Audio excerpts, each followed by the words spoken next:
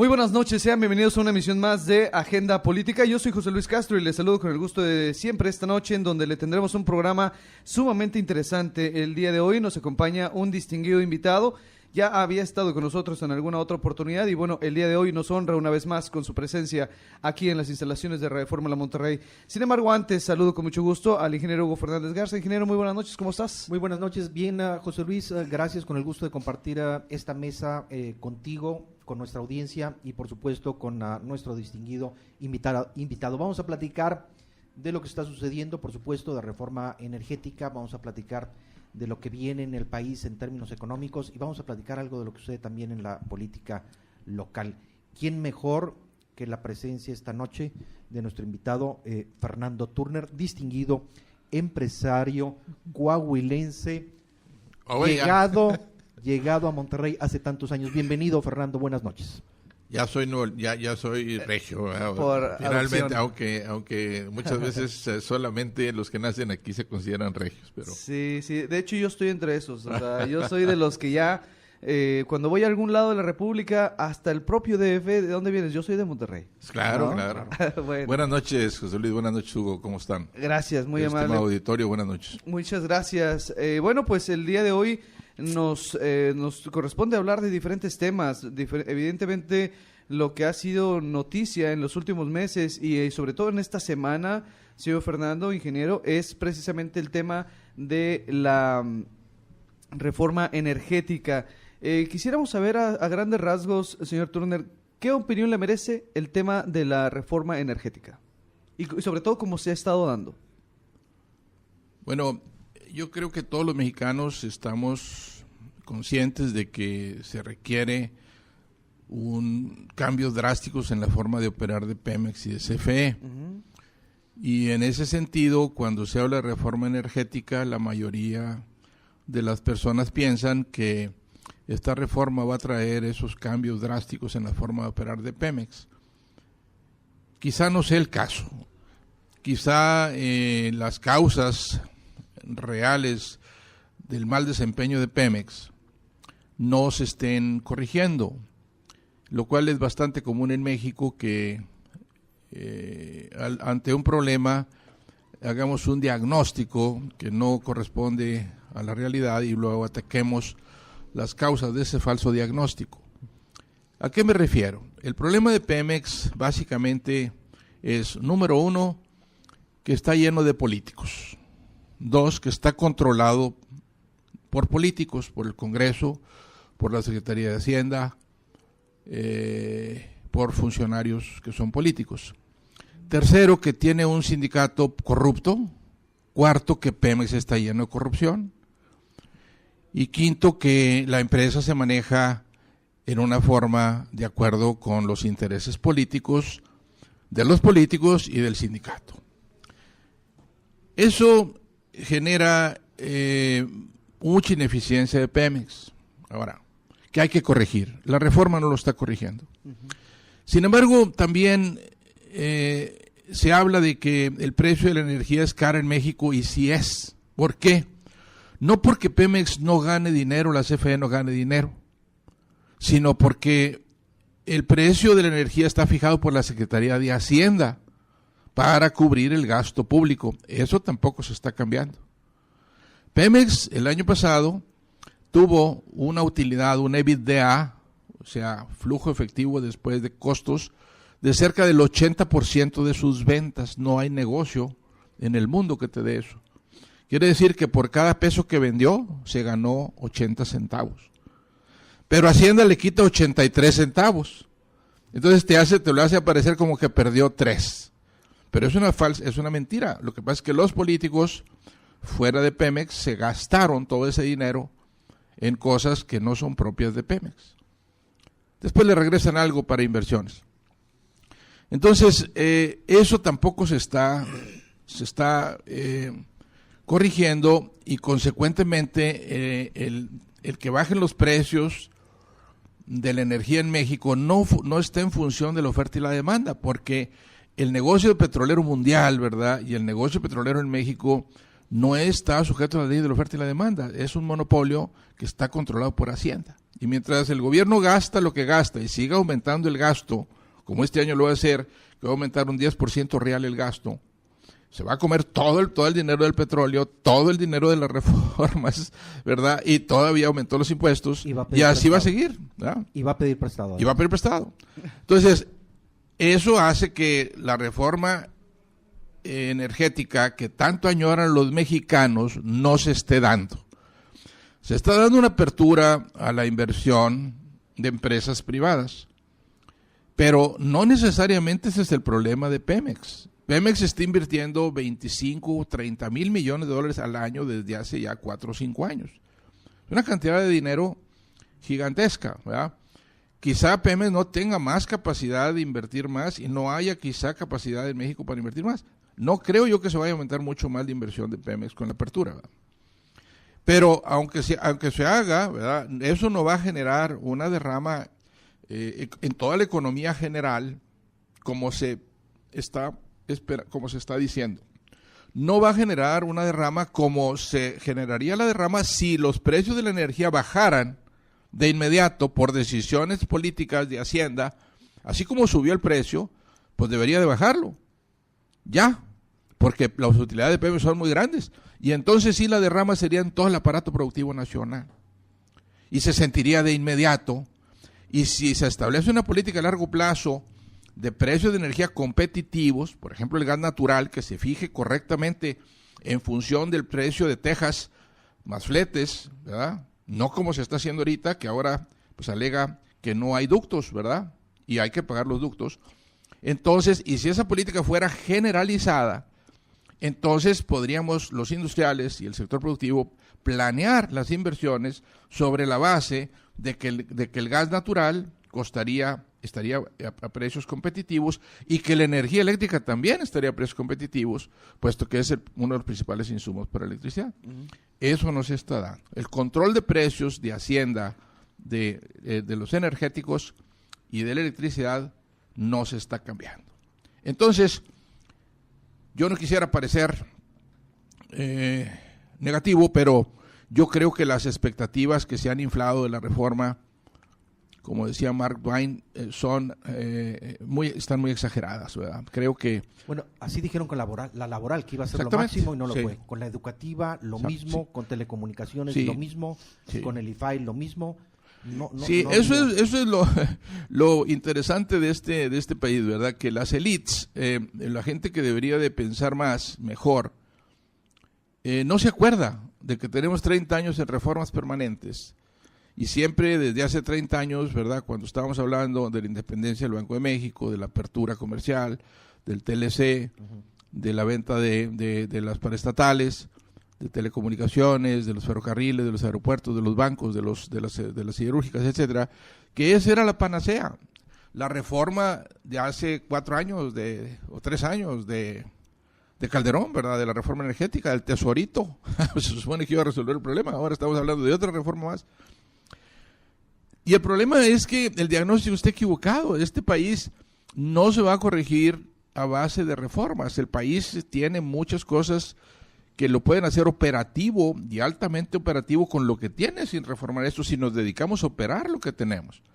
Pero se pasan los sexenios legislando y pensando que ahora sí con la reforma va a venir y se olvidan de operar el día a día.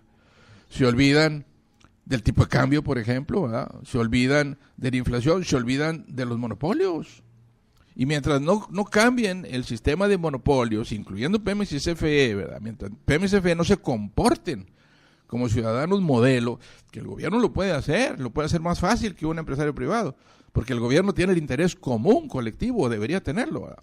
Pero desgraciadamente el gobierno tiene el interés de un grupo pequeño de gentes, ¿no? Entonces esto hace que el país no progrese.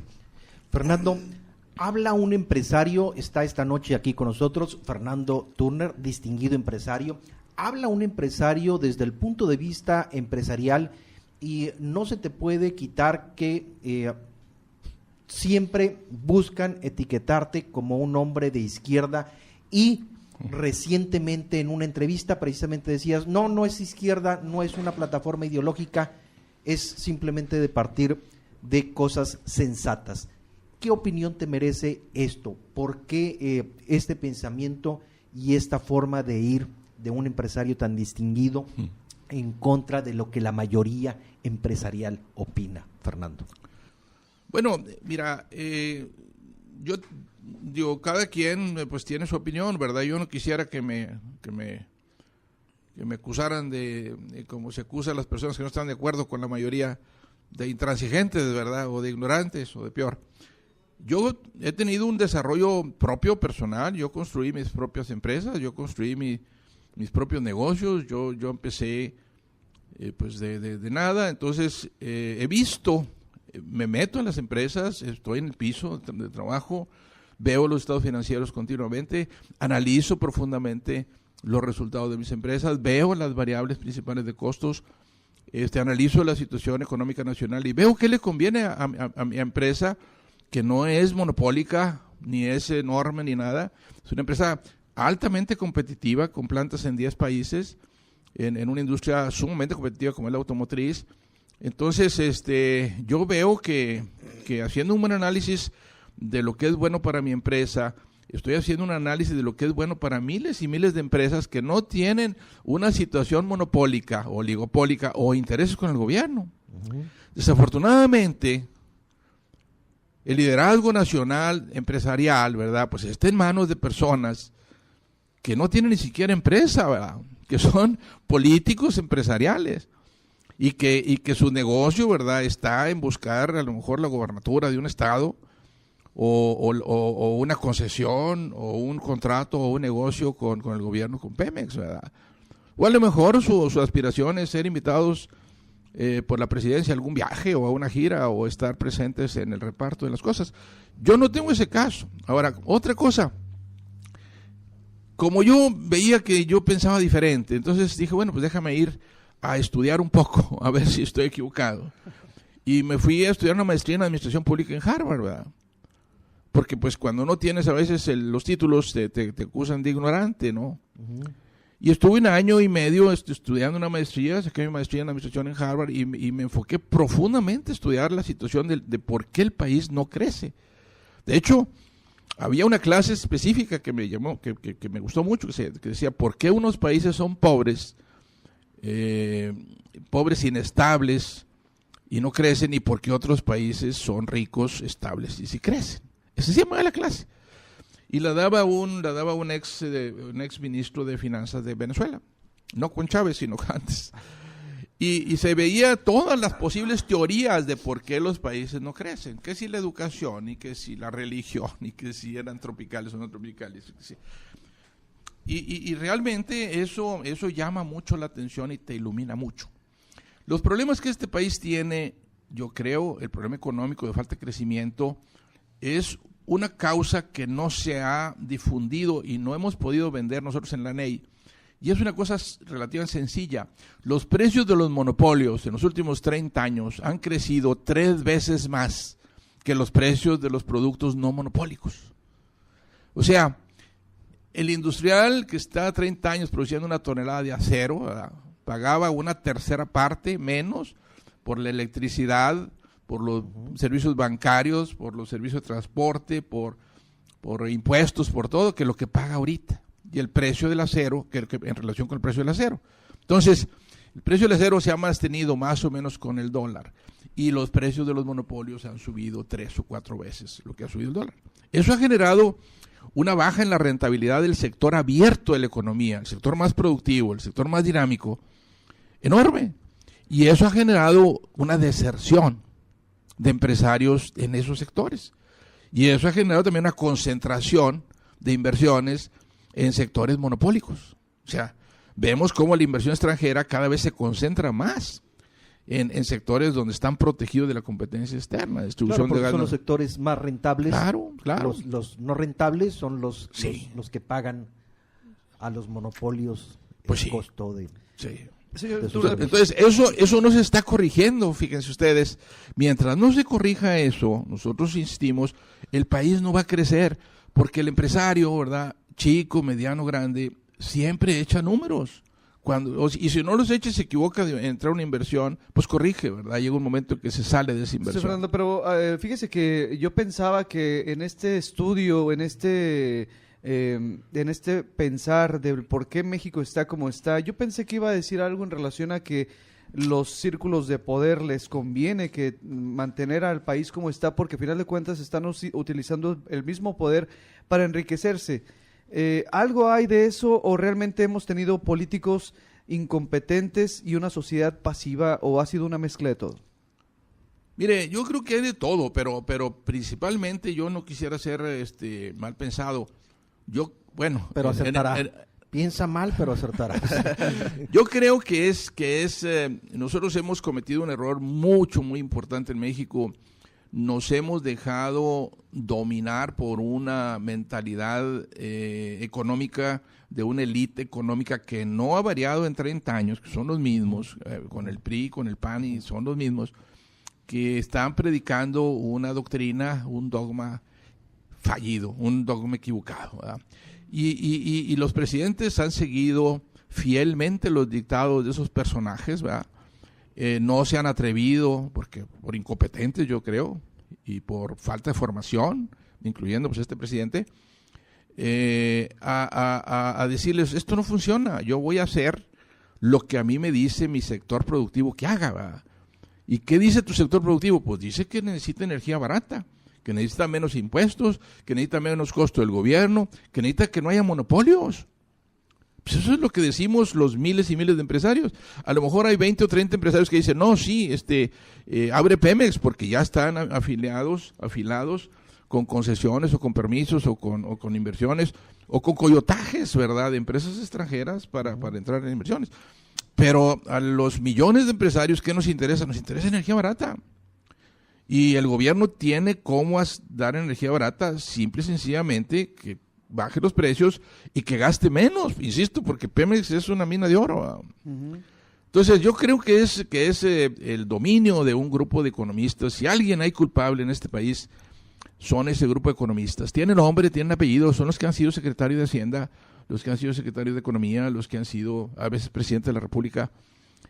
Todos esos que son enormemente aplaudidos, ¿verdad? Y respetados. Teníamos la esperanza el año pasado de por fin ver un secretario de Economía que se haya hecho en la dureza de la calle y de hacer las cosas con las manos que propias. Que supiera arrastrar el lápiz, ¿no? Y con todo respeto a los tan estudiados secretarios de Economía que hemos tenido, distinguidos estudiantes egresados de tan prestigiadas universidades en Estados Unidos, por supuesto, pero que han dejado al país abierto, expuesto a la depredación del empresariado global, de la oligarquía global.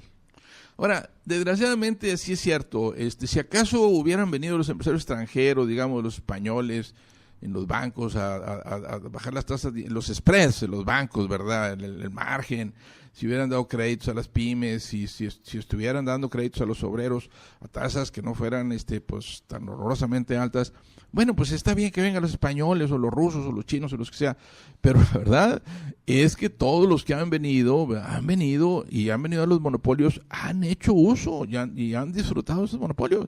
¿Por qué? Porque el gobierno los tolera. Uh-huh. Y por otro lado, está muy curioso, el Banco de México le preocupa mucho la inflación y está controlando la inflación, pero pues no se acuerda de que las medidas monetarias solamente afectan los precios en un mercado libre, no en un mercado monopólico, ¿verdad? Entonces mantiene abajo el precio del dólar, porque lo mantiene abajo, no van a decir que estamos en una ley de oferta y demanda del dólar, y eso hace que los precios del sector productivo abierto estén bajos, porque compites con el exterior en México, ¿verdad?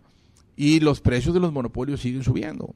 Entonces, esos economistas van a ser duramente criticados por la historia, ¿verdad? Va a ser una época de los científicos perversos o malos, o no sé cómo decirlo. Fallidos o... Sí. Ellos creen que están bien, ¿verdad? Creen que están bien, son enormemente hábiles en eso lo dice Gabriel Said, ¿verdad? Dice, tenemos muy malos economistas, pero muy buenos para mantenerse en el poder. O sea, vemos las caras son las mismas, con el PAN, con Fox, con Calderón y con Peña Nieto. Queremos hablar, Fernando, de lo que viene en términos económicos para el país, para los próximos meses, para los próximos años. Y te comentaba fuera del aire, que la apuesta pareciera de Enrique Peña Nieto es ganar el 2015 y el 2018 con una economía pujante que pueda ser fruto de esta reforma energética. ¿Qué opinión te merece? ¿Qué viene? Yo creo que el presidente, pues obviamente quiere hacer un buen papel, ¿verdad? No creo que haya ningún presidente que suba ahí, y sobre todo tan joven, que quiera fracasar. Entonces, él trae un plan de decir, va a pasar todas las reformas este año y luego empezamos el crecimiento. Y eso seguramente está pensando en lo que tú dices. Ahora, de que lo piense a que se dé, pues es otra cosa, ¿verdad? Yo no creo que la inversión extranjera sea tan enorme como para hacer una diferencia por la apertura petrolera. Se habla ahorita creo que el CCE habla de 50,000 millones en 3-4 años. 50,000 millones de dólares no es nada. Pemex está invirtiendo 20,000, 25,000 millones ya ahorita. Y pues bueno, eso ya lo tiene la economía. Para que este país crezca al 6-7%, en una economía de 1.1 trillones de dólares, ¿verdad? Requiere invertir 26% de esa economía. O sea, requiere invertir cerca de 300,000 millones de dólares. 300,000 millones de dólares, ponle 50 de la petrolera en un año, que no lo van a hacer. Te quedan 250. Ponle 10% de eso, que más o menos es de otra inversión extranjera, son 30,000, te quedan 220, y ponle 20 de todas las empresas grandes, te quedan 200. Esos 200,000 que faltan tienen que salir de 6 o 7 millones de empresarios medianos y pequeños. Si no sale de ahí, no sale, punto. ¿Me explico? Ahora, la inversión extranjera va a venir en general a México cuando el ambiente generalizado de inversión sea muy positivo. Ahorita estamos recibiendo, no sé, una migaja de la inversión mundial. Yo creo que la inversión mundial anda cerca de arriba de 500,000 millones de dólares a nivel global, mucho más que eso. Entonces estamos recibiendo una pequeña parte. Y lo estamos recibiendo en áreas monopólicas. Y salvo la automotriz, que es por otras razones, las explica muy bien Jonathan Heath. Pero mientras no haya energía barata, mientras los monopolios subsistan, mientras el gobierno siga aumentando los impuestos, mientras cada año sea una reforma fiscal, la inversión productiva mundial no va a venir en masa a México, en las cantidades que necesitamos. Va a ser marginal la mejora. Ahora, son mejoras que se compensan con lo que se empeora, digamos. Por un lado está la apertura energética, pero por otro lado está pues el aumento generalizado de impuestos. Ese aumento generalizado de impuestos es quitarle al consumo, ¿verdad?, privado, pues todo ese dinero, ¿verdad? O sea, el gobierno lo va a gastar, sí, pero los privados lo van a dejar de gastar. Todos nosotros vamos a dejar de gastar el dinero que el gobierno algún día va a gastar. Entonces, el impacto que tiene la reforma fiscal en el consumo, en las expectativas de las personas, en la rentabilidad de las empresas, yo creo que va a ser cuantioso, ¿verdad? Y yo creo que va a compensar un poco pues los alientos que se le dan a la inversión por el lado del petróleo. Ahora, hay otra cosa que a mí me preocupa y me molesta cuando se habla de inversión. Se piensa que la inversión extranjera es la que nos va a salvar, y no es cierto. La inversión extranjera no es más que el 10% de la inversión total que necesita este país. Se piensa que las empresas grandes son las buenas, no es cierto, es el otro 10%. El 80% de la inversión de este país es de pequeñas y medianas empresas. Lo que vemos aquí, el restaurante, el changarrito, la peluquería, un taller, una fabriquita, millones y millones de eso. Y eso es lo que va a generar un verdadero crecimiento económico autónomo y una distribución mejor de la riqueza y menos concentración oligopólica de la actividad económica y más democracia, ¿verdad? Y todo eso, y va a generar pues una cultura empresarial mejor, y va a educar gente, hijos y todos se educan la principal escuela empresarial de México pues son las familias empresariales. Entonces, eso para mí es un grave error, decir es que va a venir inversión extranjera en el petróleo. Bueno, pues sí, pero no va a ser para nada el aliento generalizado de la inversión de millones de empresarios, que es lo que va a sacar adelante el país. Subió anoche a tribuna ayer en el Senado Manuela Camacho, distinguido senadora de izquierda, y hacía referencia y decía: las petroleras nos sentaron a mí y a Fox y textualmente nos dijeron que querían a Pemex. Fox aceptó con tal de llegar a la presidencia, yo no lo acepté. Así lo señaló Manuel Camacho. ¿Qué opinión te merece esto, Fernando? Pues mira, yo no estaba ahí, ¿verdad? No sé. No sé. Eso habría que preguntárselo a él.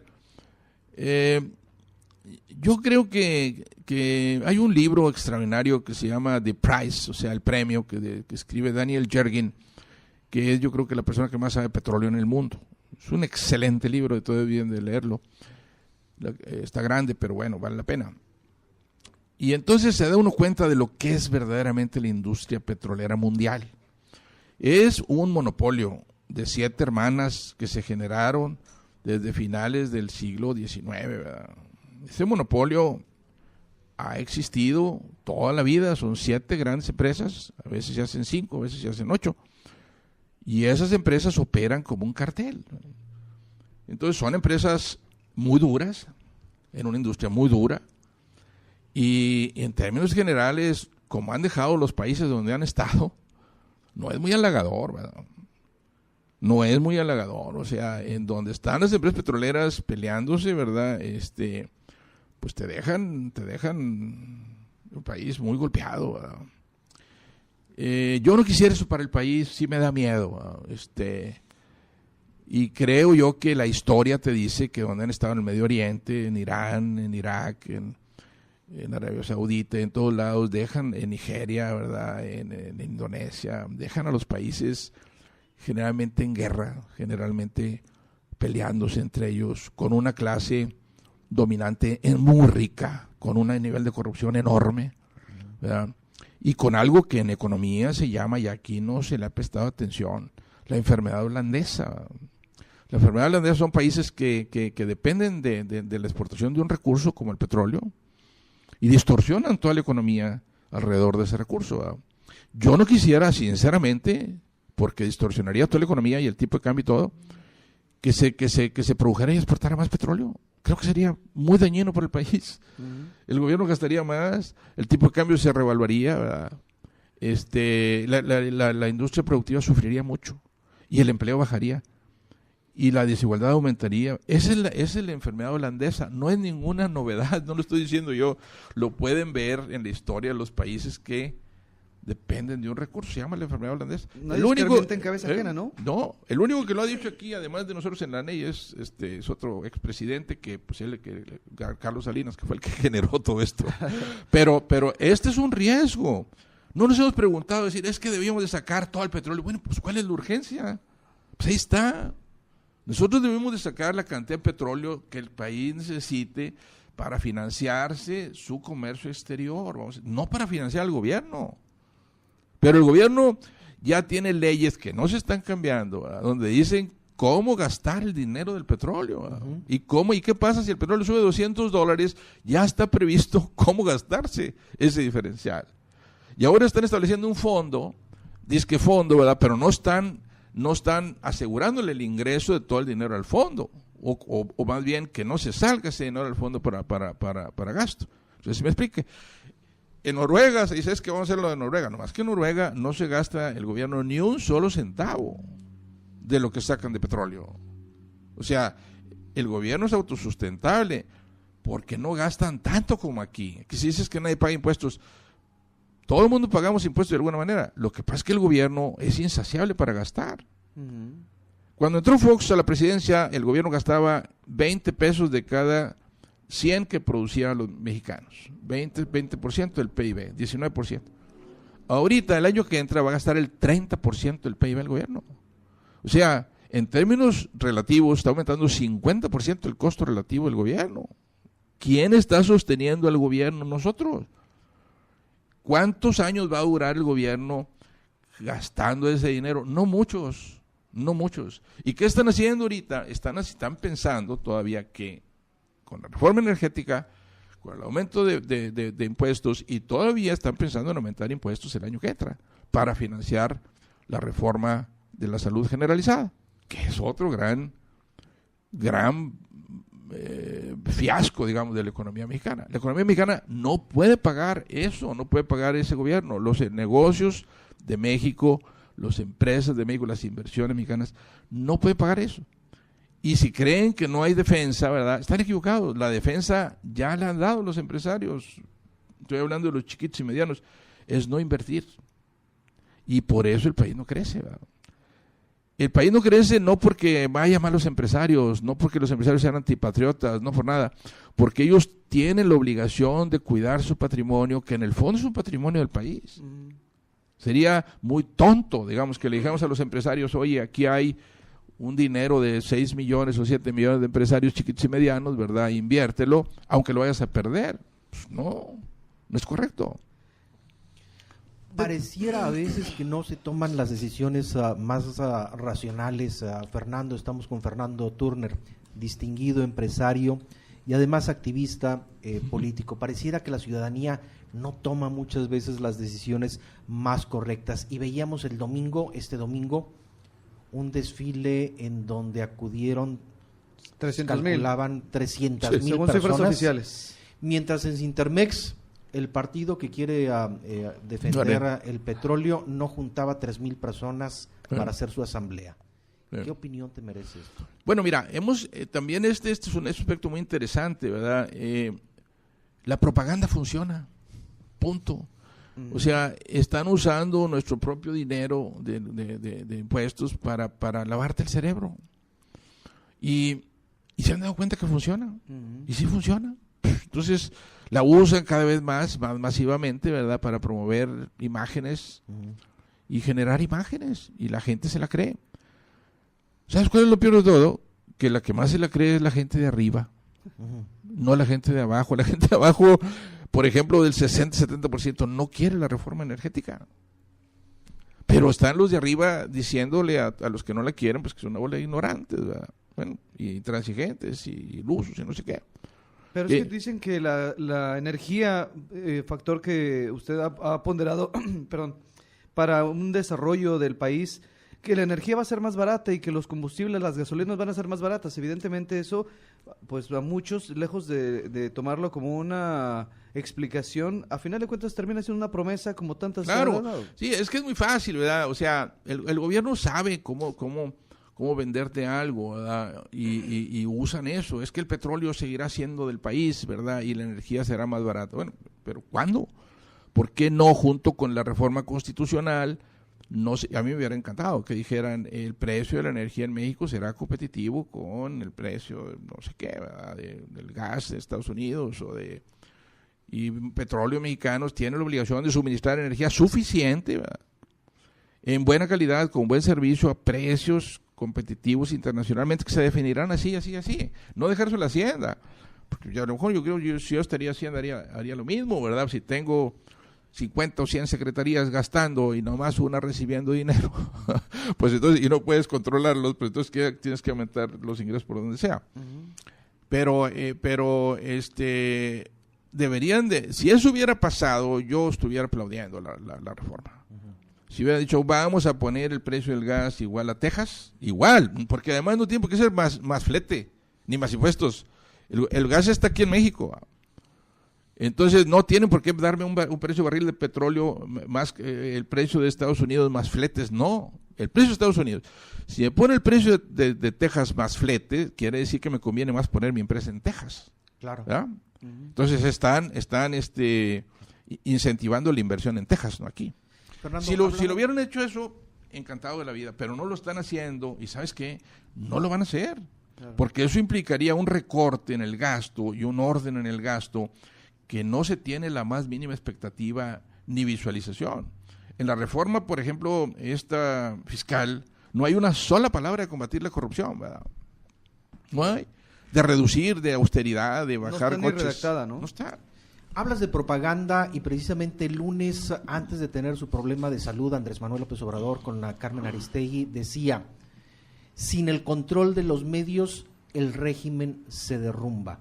Pareciera que el régimen está sostenido por la propaganda y los medios. Y vemos un 2015 importante que viene a Nuevo León con un cambio de gubernatura y pensamos, ¿será suficiente la propaganda para tener un candidato externo? ¿Hay posibilidades de tener una tercera vía en Nuevo León? ¿Hay posibilidades de no tener nada más PAN y PRI, tener algo más de esperanza en Nuevo León? Sí hay, pero es un gran obstáculo, ¿verdad? La corrupción que hay entre los que quieren los puestos y que tienen ahorita puestos públicos y que pues ya están haciendo sus tesoros, digamos, del propio erario para acomodarse ellos, acomodar a sus preferidos. Y eso obviamente para comprar publicidad y comprar los medios y comprar gente y todo lo que sabemos que se hace en México, ¿verdad? O sea, sin embargo, sí se puede en Nuevo León porque es un estado más con más nivel de educación, ¿verdad? Y quizá más nivel de conciencia.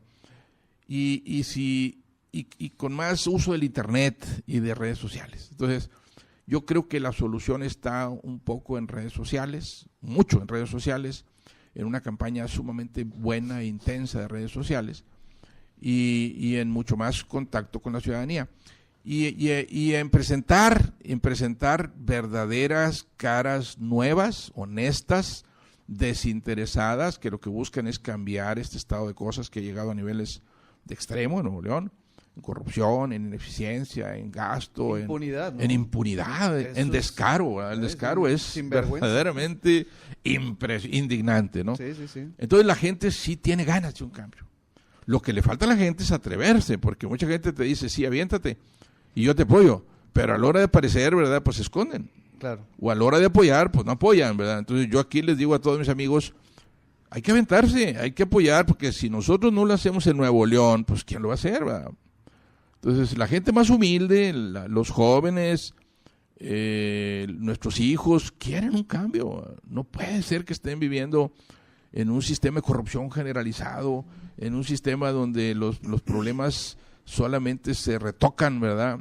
No se resuelven a fondo, en una situación en donde Nuevo León cada vez se queda relativamente hablando contra Estados Unidos, cada vez más atrasado, y en donde pues cada vez la gente sufre más, ¿verdad?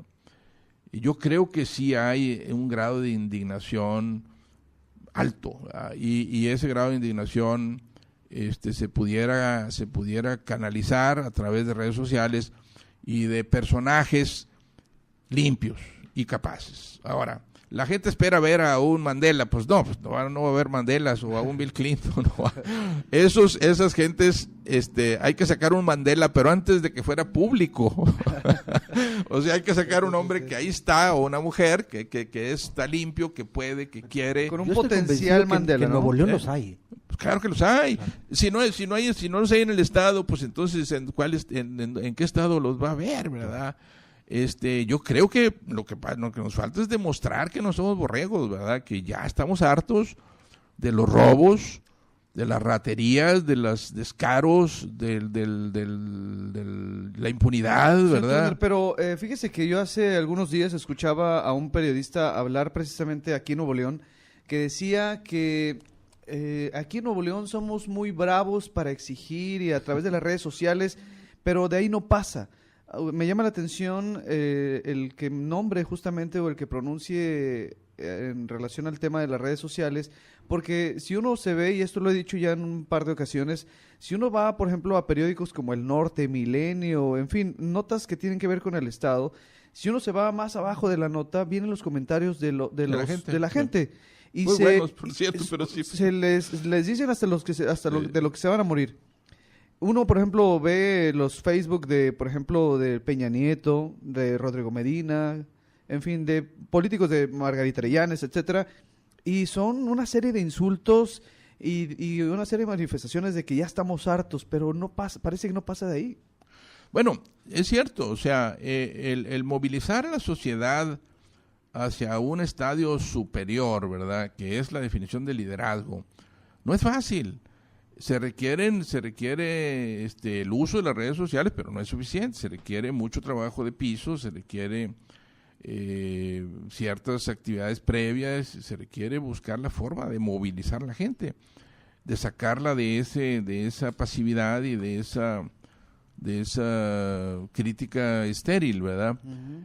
Pero bueno, sí se puede, debe de poderse. Tenemos que tener la confianza de que podemos salir de esto. No vamos a salir con el PRI ni con el PAN, ¿verdad? Eso es definitivo, ni con los otros partidos. O sea, necesitamos un movimiento verdaderamente ciudadano de los ciudadanos para los ciudadanos. Hay nombres distinguidos de ciudadanos en Nuevo León, como por ejemplo, ¿cuáles? Mira, yo creo que no es el momento de hablar de nombres porque algunas personas están no preparadas para que se haga público pero hay nombres muy distinguidos como Liliana Flores Benavides, que ha sido una muy buena. Liliana, puede ser Miguel más? Treviño, o puede ser pues mucha gente ahí, ¿verdad? Que quiere, que puede y quiere, ¿verdad? Y está dispuesto a ese sacrificio, porque para mucha de esta gente, ¿verdad? Es un sacrificio esto, no es como los políticos tradicionales que andan buscando el hueso, porque de eso viven y de eso han hecho su riqueza. Acá no, son gentes que tienen su forma de vida razonablemente buena y que no andan buscando ni el dinero, ni el poder, ni la fama, porque la fama pues cuesta. Entonces, sí los hay. Y ahora, hay otra cosa. Tampoco hay que irnos con él o los candidatos. Aquí lo más interesante de todo es que se pueden formar equipos muy fuertes, con gente muy buena. Si el de arriba es bueno, aunque no sea bien intencionado y honesto, no necesita ser Superman, nomás con que diga voy a ser bueno, no voy a dejar robar a los de abajo y me voy a rodear de la mejor gente. Entonces ese equipo te va a hacer muy fuerte. Ya hay en construcción un movimiento importante alternativo aquí en Nuevo León, muy similar a lo que usted comenta, ¿no? Sí hay. Y pues apenas está iniciándose, pero muy pronto se van a empezar a ver ya en público las acciones correspondientes, a invitar a gente que se afilie al grupo, ¿verdad? Y en empezar pues acciones públicas, digamos, en donde la ciudadanía se anime, digamos, a participar. ¿Cómo lo vamos a hacer? Pues se va a hacer abanderando las causas más sentidas del agravio que tiene la gente, ¿verdad? Que son muchas. Pero ya los partidos políticos como el PRI, el PAN, principalmente ellos aquí en Nuevo León, ya están haciendo su chamba, entre comillas, desde ya. Dicen que para 2015 falta mucho, pero este movimiento alternativo, ¿cuándo va a empezar a ver un poco más de luz, a ser un tanto más protagonista? Yo siempre he dicho que la política, las elecciones es como una pelea de box, se ganan en el entrenamiento, no en la pelea. Claro. Sí, yo creo que se va a ver, espero que se vea algo para finales de enero. O sea, ahorita no es un momento oportuno, prácticamente ¿verdad? Ya es cuestión de días, entonces. No, y estamos conscientes, se está consciente el grupo que no hay mucho tiempo, ¿verdad? Aunque a otros movimientos parecidos, por ejemplo el de Jalisco, pues en unos cuantos meses estuvieron a punto de arrebatar la candidatura, la gubernatura al PRI, ¿verdad? Y al PAN.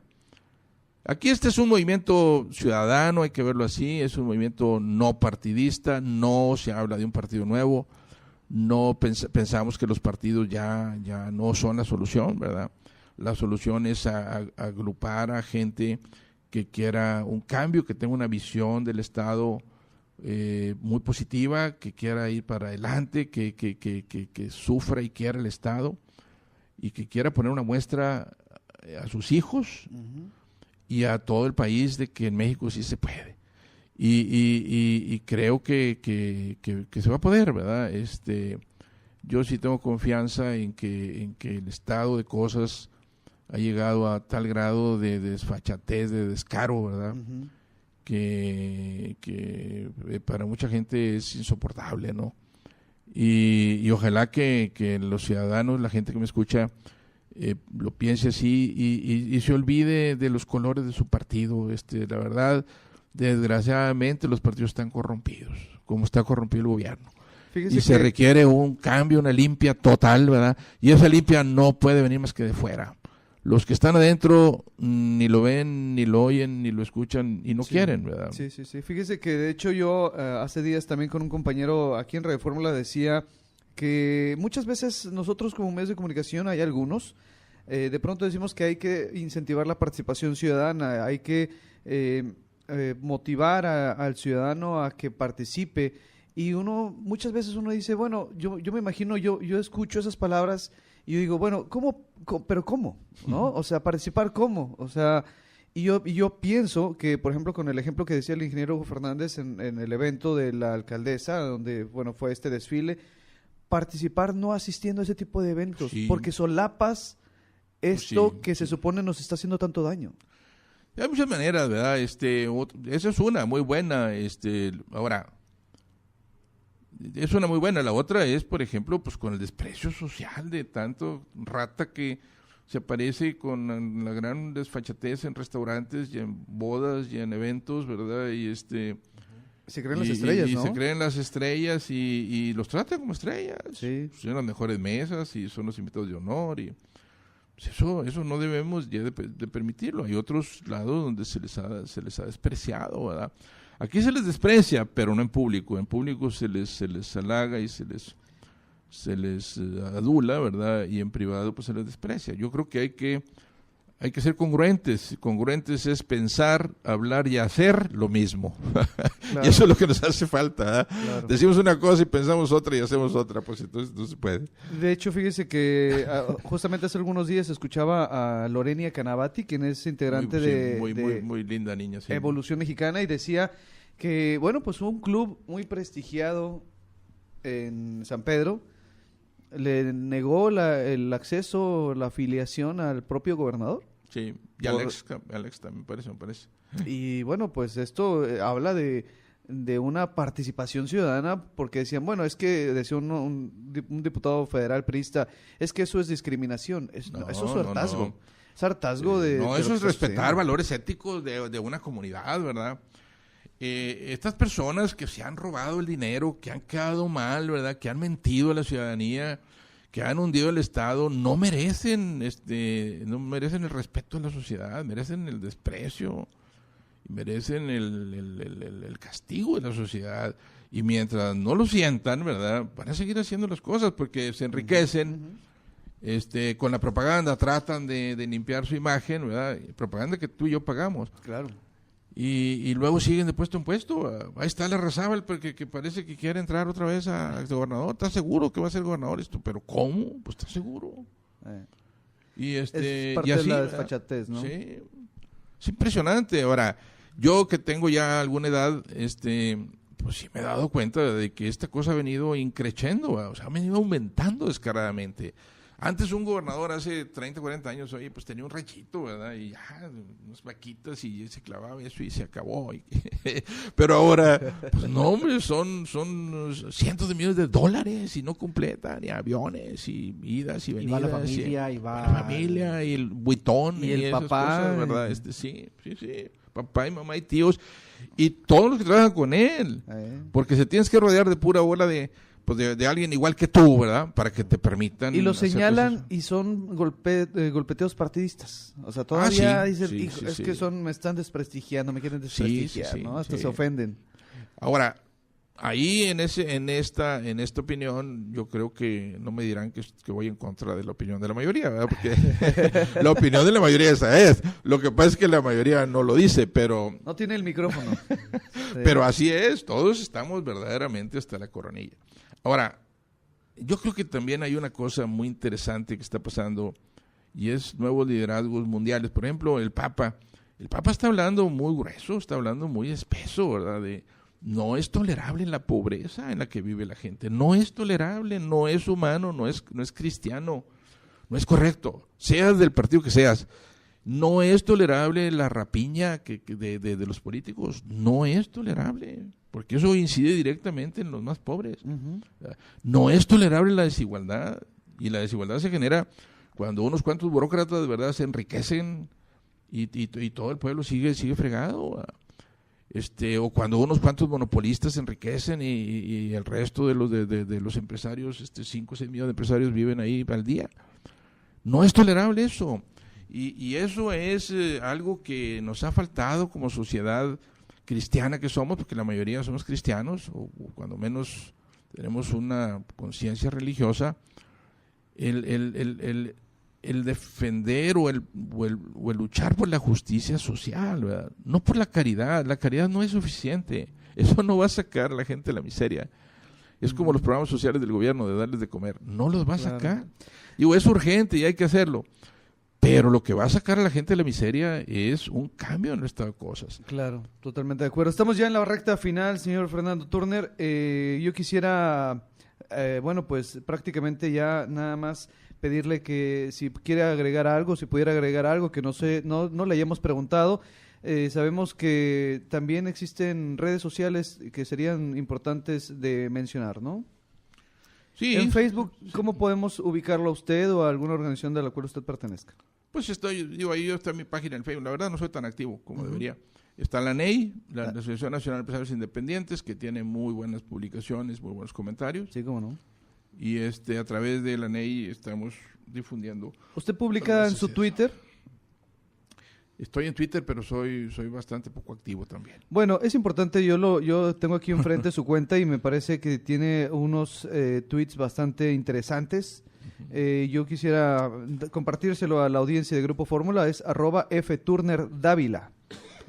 fturnerdávila, así usted lo puede ubicar en Twitter y bueno, pues evidentemente tener en cuenta los comentarios y por qué no que cada uno de estos tweets sea una especie de semilla para tratar de despertar la conciencia social, ¿no? Claro, y voy a hacer lo que una amiga, una chava amiga mía, hija de un muy buen amigo de Guadalajara, me decía, escribe más, está en el Twitter, es importante. Ahora me estoy recordando que me decía ella eso, y creo que sí es importante, lo voy a tratar de hacer. Bueno, pues... Y pues yo quisiera nada más desearle al auditorio de ustedes y a ustedes una feliz Navidad y que el año que entra sea pues muy bueno, ¿verdad? Siempre hay manera de buscar un buen camino aún en medio de la maleza, ¿verdad? De la tormenta. Ojalá que avecina, ¿no? El chiste es de que hubiera caminos para todos, para la mayoría, no nomás para unos pocos que nos defendemos mejor que otros, ¿verdad? Claro. Pues de nuestra parte, evidentemente, también le decimos que pase felices fiestas, señor Turner. La verdad es que para nosotros es un verdadero honor que esté con nosotros aquí en la instalación de Radio Fórmula Monterrey. Como ya se lo habíamos dicho en la ocasión anterior, los micrófonos están abiertos para cuando usted así lo necesite. Muchas gracias, muy amable, y feliz Navidad a todos. Gracias y feliz año nuevo también. Ingeniero Hugo Fernández. Gracias, José Luis. Fernando, ha sido un placer compartir la mesa. Programazo, ¿no? Ustedes. Por supuesto. Programazo, de ¿no? lujo. Lo vamos a repetir unas 30 veces. Bueno, pues vamos entonces a finalizar. Gracias a nuestro buen amigo José Luis Silva en los controles, en la producción, Yaresi Ortega, quien sin ella sería imposible este programa, ¿no, ingeniero? Por supuesto, y tendremos más invitados hablando de estos temas tan importantes que están sucediendo ahorita en la política nacional y local, por supuesto. Un saludo a nuestro compañero Alejandro Dávila también. Por supuesto. Bueno, gracias. Tenga usted una excelente noche. Nos escuchamos, como siempre, de lunes a viernes de 7 a 9 de la mañana en Fórmula Monterrey Noticias, primera emisión. Tenga usted una excelente y feliz noche.